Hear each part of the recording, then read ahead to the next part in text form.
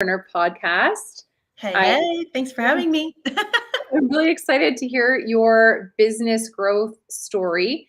But first, where in the world are you? Where are you located? Yeah, I am in the hoppin' metropolis of Indianapolis, Indiana. My team is fully remote, so we are everywhere from Missoula, Montana, to Atlanta, Georgia, to New York City, and everywhere in between. Nice. Yep. So tell us about your fempreneur story. How did you get started on your entrepreneurial journey? And yeah, just tell us kind of, I guess, what you were into as a little girl, like how you came down this entrepreneurial path.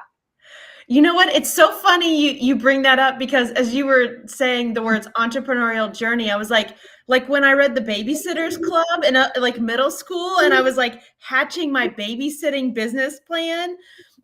I've always had an entrepreneurial bug. I have an independent streak about as wide as the Grand Canyon, but I also always knew that I needed work experience and working in other organizations to really understand the full context of running a business or some type of organization. So I always knew both, which was very frustrating at times. But basically, I was long story short, I have an undergrad in political science, a master's degree in nonprofit management, wanted to save the world by working for nonprofits. And I was on my third career after grad school. I worked for a regional a nonprofit based out of Indiana. Then I worked for an international HR consulting company that I kind of sweet talked my way into.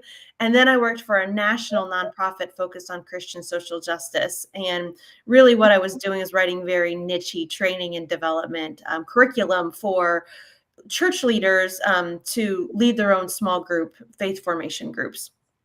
And I was working for this organization. I loved the mission. Like, it had transformed my life. I loved everything that they did, and I hated my job. Like, I felt frustrated. I felt stuck. I felt caged in. I was tired of hearing you're too ambitious.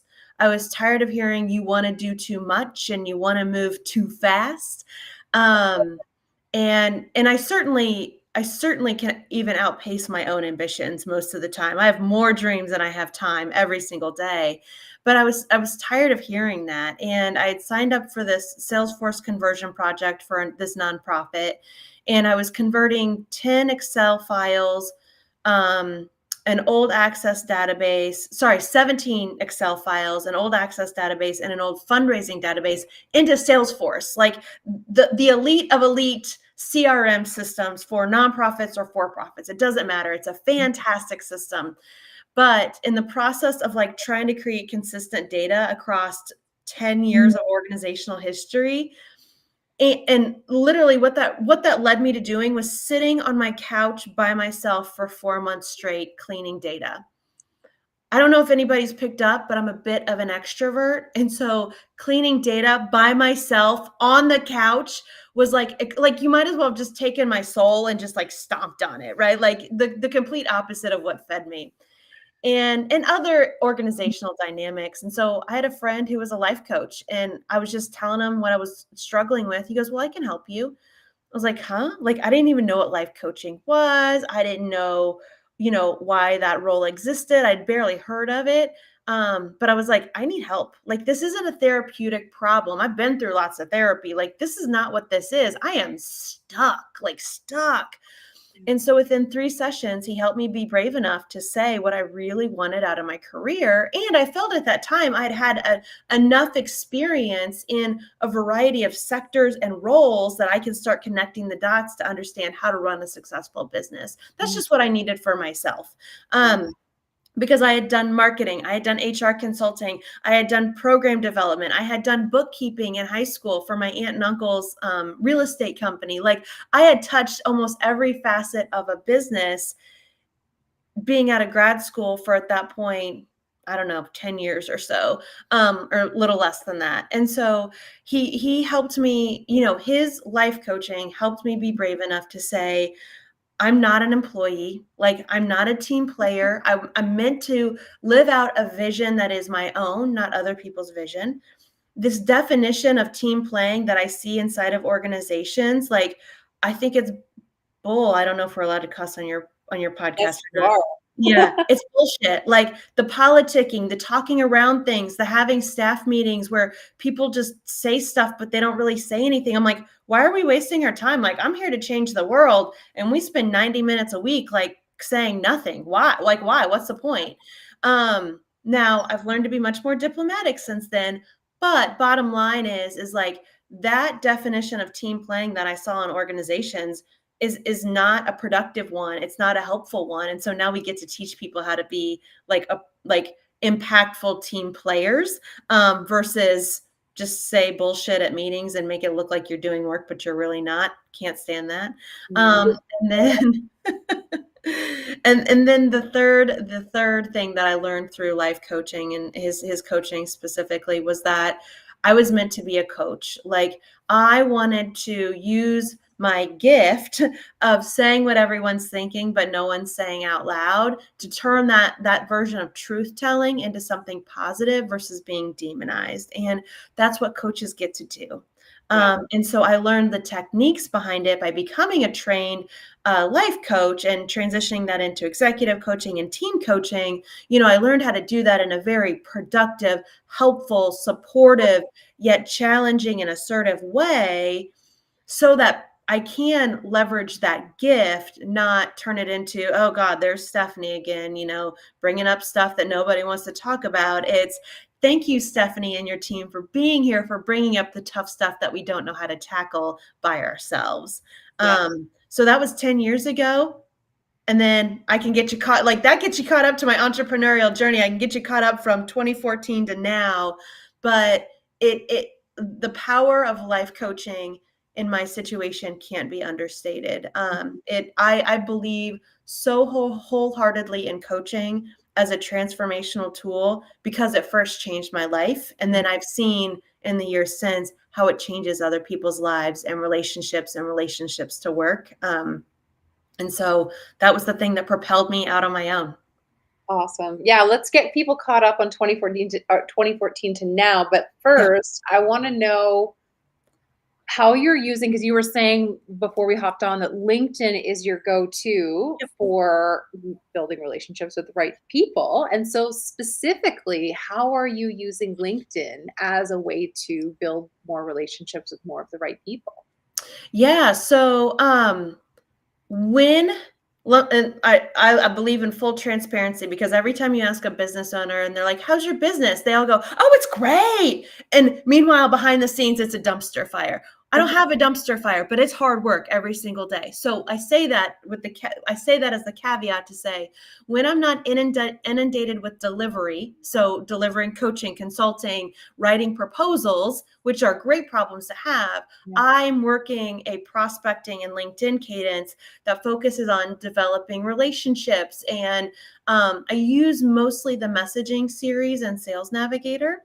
And I use that to reach out to people that I think are like minded, that I think might be dealing with some of the challenges that we help solve for based on their title, their organization type, their organizational size, what I know about their industry, not just because they have the title and they're in the organization. It's like I look at their website to see if there's a values fit. And then I reach out to say, hey, is our growing pains something that you're thinking about trying to tackle as you work towards your strategic plan? Or, do you find yourself caught in the messy middle of digital transformation? Is this something that you might be looking to find a solution for? And so using that, I'm intentional about using that messaging around, is this something on your radar that you might want to talk about versus, hey, here's what I do. We should schedule 30 minutes together, which Mm, is unwelcome yeah. is a nice way to say that. Unwelcome.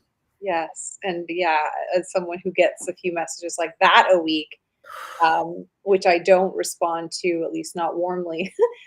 Yours, like you said before, which is very them focused and very much like I'm curious about you and the kind of things going on in your world. That is such a huge shift. So I think that's important for fempreneurs to note is no matter whether you're using LinkedIn or Instagram, you've got to be in the DMs. You've got to be shooting out Yep. messages to people that you've done a little bit of research into, because I was at a session earlier today with some other fempreneurs, It's a mastermind group that I don't lead, which is a new thing for me, and I'm loving it. I get to just show up and like Yep. listen and snack and not worry if I'm like making smacking sounds while I talk, or like I don't have to like worry about anything because I'm just there hanging out. It's Yep. not my group. But Yep. one of the topics that came up was like, what's working well for everyone on Instagram? And what I realized is that if you have 20 minutes every other day to be on whatever your top platform is, should you be posting or should you be in the DMs having meaningful conversations, them focused conversations? And I think it's option B every time, right? Yeah. You want there to be some sort of recent post so that they don't think that we've disappeared from that platform and we're not going to actually respond to their messages. But like a post that's been sitting there for a week or two is recent enough, right? It's like, do you agree with that, or how do you allocate your actual social media or LinkedIn time?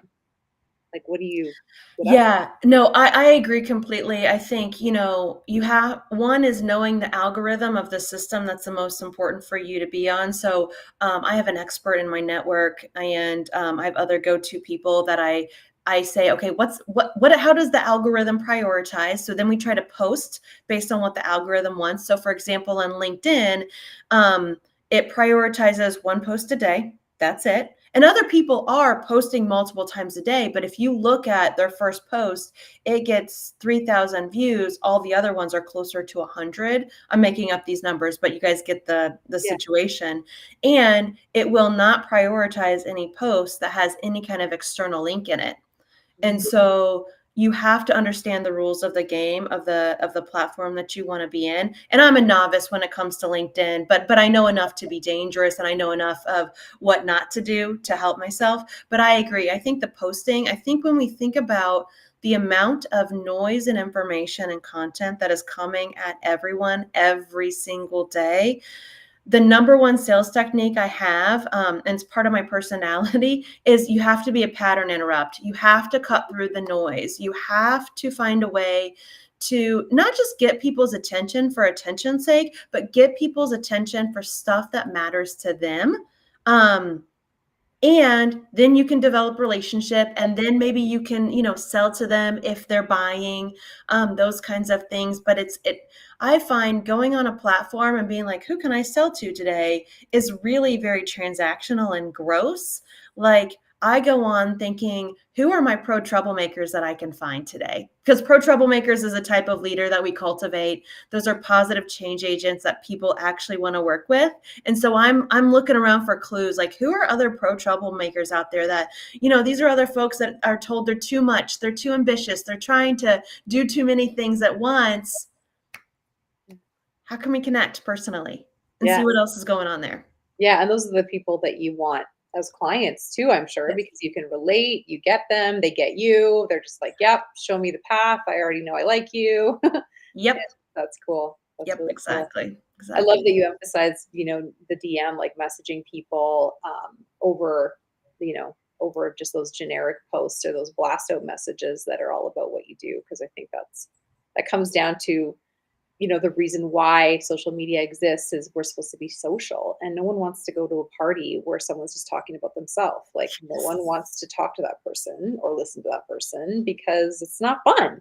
So social media is supposed to be fun, and you're going to be more fun and engaging when you make it about them and then allow them to bring up what you do and how you can help them, right? For sure. For sure. For sure. For sure. I love your website, by the way. It's really clean. It's really punchy. It's really clear. Yeah, it's really really great. And I love your podcast. Tell us about your podcast. Oh, thank you, thank you. Yeah, it's called the Hot Mess Hotline, and I would say, there are three things that I contribute to my sales and marketing experience. I'm not great at marketing. I've learned to be pretty darn good at sales, in the spirit of finding people we can help, not making money.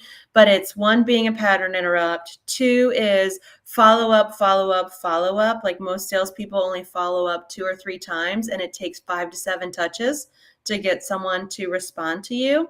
That's been the key to my success. And I've been through a lot of sales coaching, so I share all of this knowledge freely and widely for the things that I've invested in and have moved the needle for my business and for me personally. And the third is And it sounds so cliche, but like, be your freaking self. Like, Mm, be your freaking self. I'm from Fairland, Indiana. I am homegrown. Like, I have built everything I've had from scratch. I have learned. When I have failed, I've picked myself back up. Like, I have my own little funny language and quirky ways of describing things because that makes me giggle and I like to have fun at work. Like, the more that I'm myself and the more that I do not give a damn about how my message, I care how it lands. I don't care how specifically it lands with other folks. I want it to resonate, and I want it to be a pattern interrupt, but I don't like the purpose of marketing is to qualify and disqualify people from wanting to work from you. Don't forget about the disqualification part. mm. Like, I had a guy in LinkedIn message me and say, "You come across as a moron."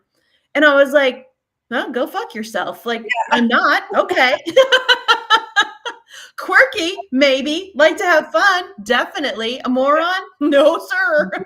But Mhm. okay. But thanks for sharing your feedback.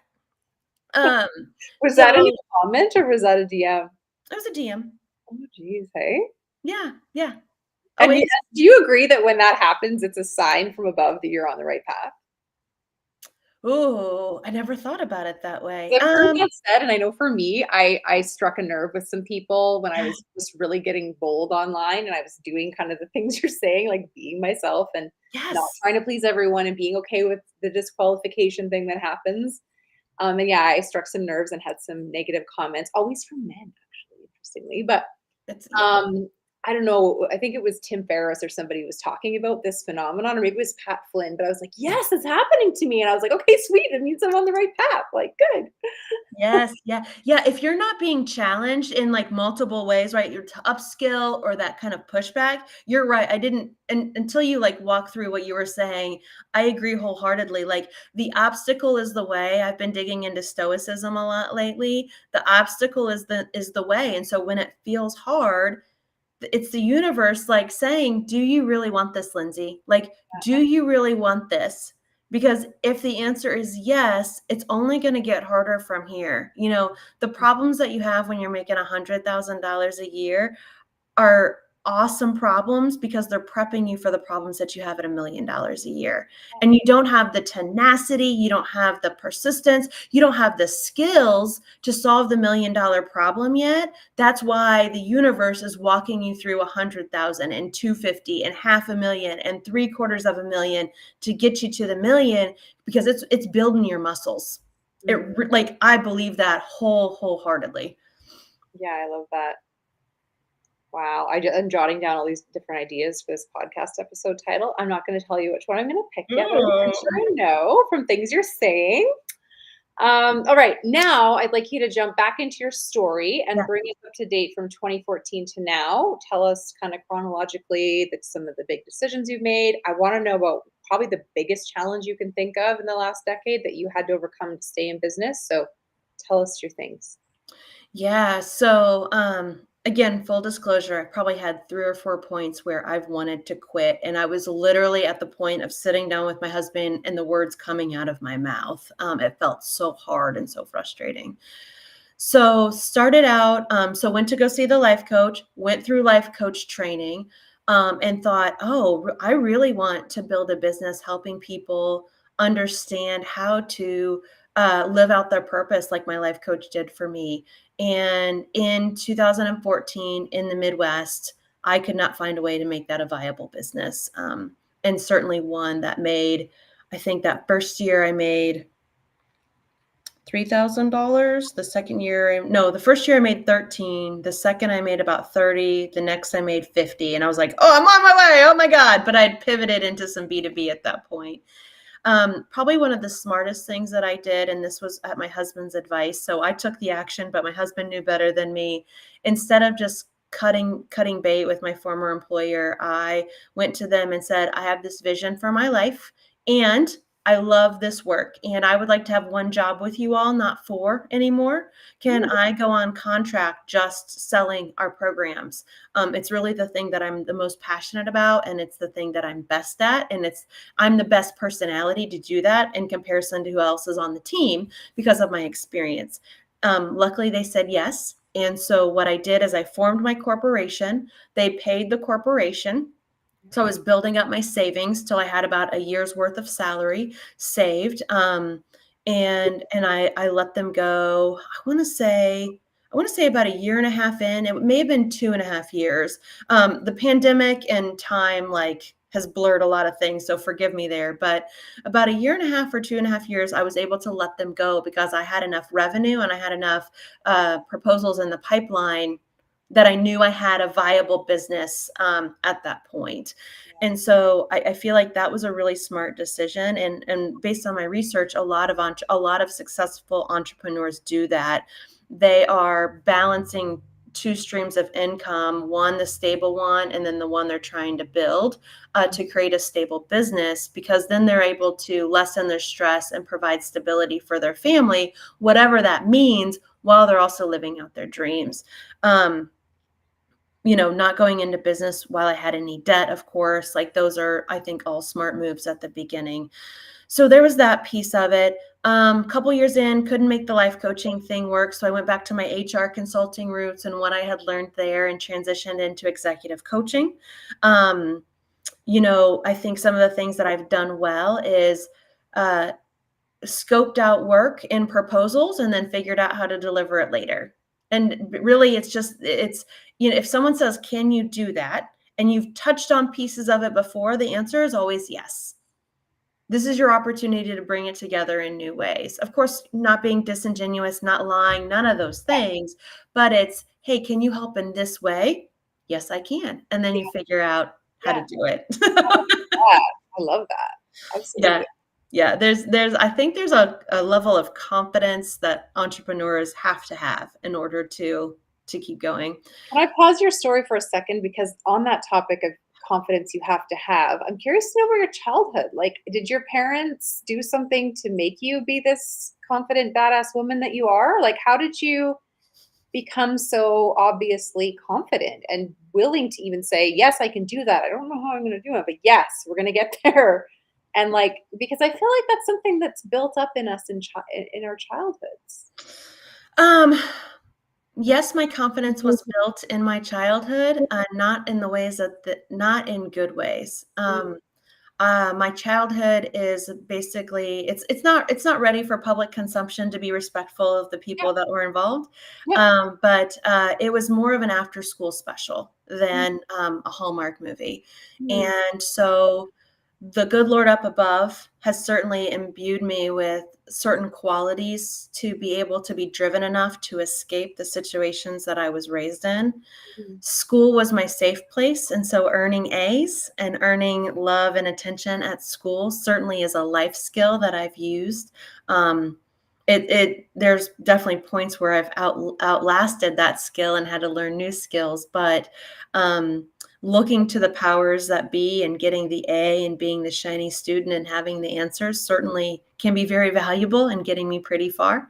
And Yeah. as I also had other mentors that stepped into my life that showed me the way too, like my aunt and uncle's business. Who gets to say that as a 16-year-old they were entering $1 million worth of invoices into a bookkeeping system and understood how bookkeeping works? I got to, because of my mom, it was actually my stepdad's family, because of who my stepdad's family was, the universe brought all these things together to show me the way. Because school was my safe place, there was never any doubt that I was going to college, so everything was funneled for Stephanie's going to college. There is no other option for her.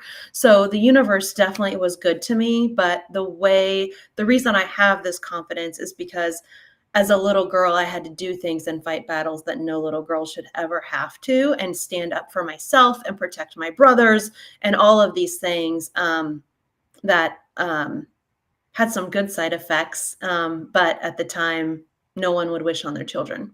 Yeah. Are you the oldest? Is that okay Oh, to? of course. Oh, yes, of course I'm the oldest daughter. Come on now. Yeah.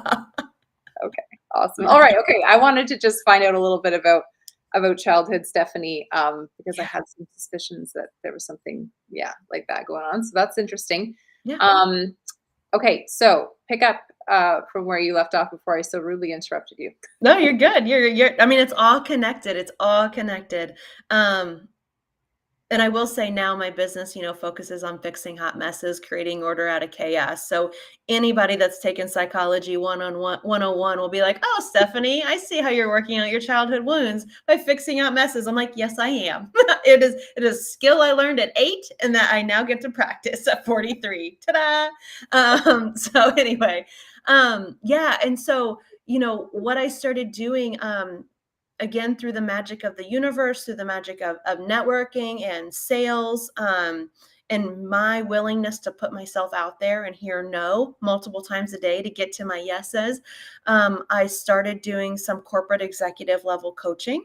Mhm. And at that point, I had enough, like I had coached executives, but in life coaching realms, not in workplace coaching. So I could translate all of that into basically corporate sponsored executive level coaching. So it was all, again, every step in business has been an extension of the problem that I just solved for. It's always like it's just this string of pearls where the next pearl is a little bigger and the next pearl is a little bigger, but it's all connected. And so I have just found when I pay attention to serendipity, when I'm willing to put myself out there repeatedly and repeatedly and repeatedly, you see how the things that you were solving for, finally they kind of come to fruition. You're like, "Oh, that's what I was trying to do. Here it is." And so I started doing executive level coaching. I started doing some training.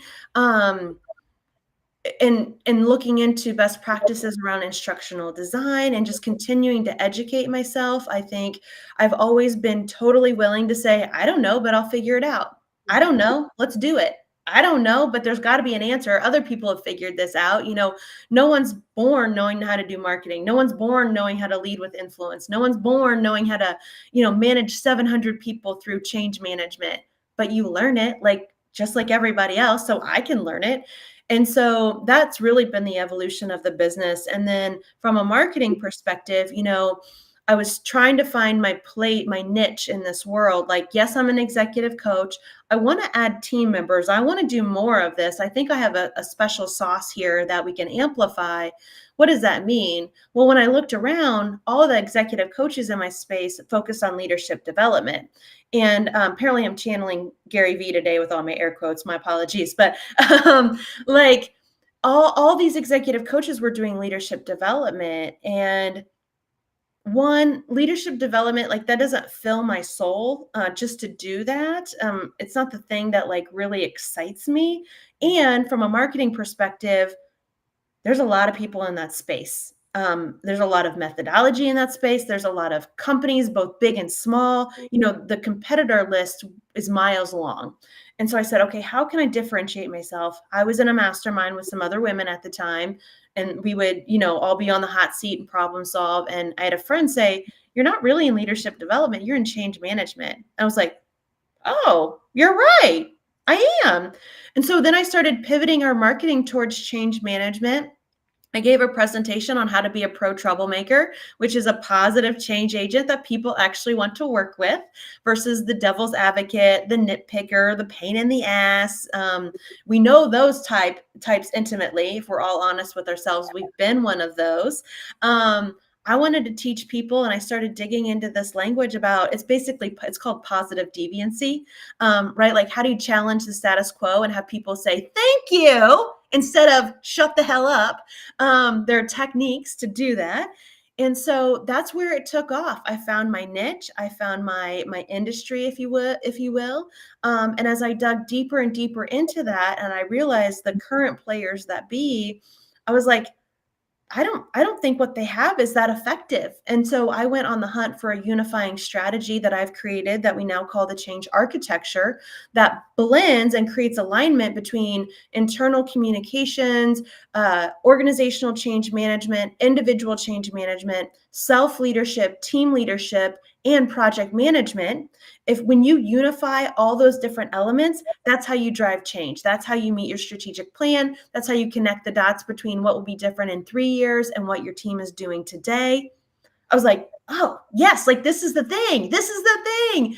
the pandemic hits, all eyes are on IT. And IT clearly needs a lot of help knowing how to communicate effectively, set expectations, deliver on what the business needs. And I was like, oh, well, we've got that through change architecture. Come in and help. And so that solidified our place in this world, who we help, how we do it, solidified the need, and all we've done since then is further refine what we've offered, as well as further refined how we discuss to make sure that we're always discussing in the most contemporary way that our CIOs need support. Because just as in pop culture, we hear, oh, digital transformation is coming and AI is coming and this thing is coming.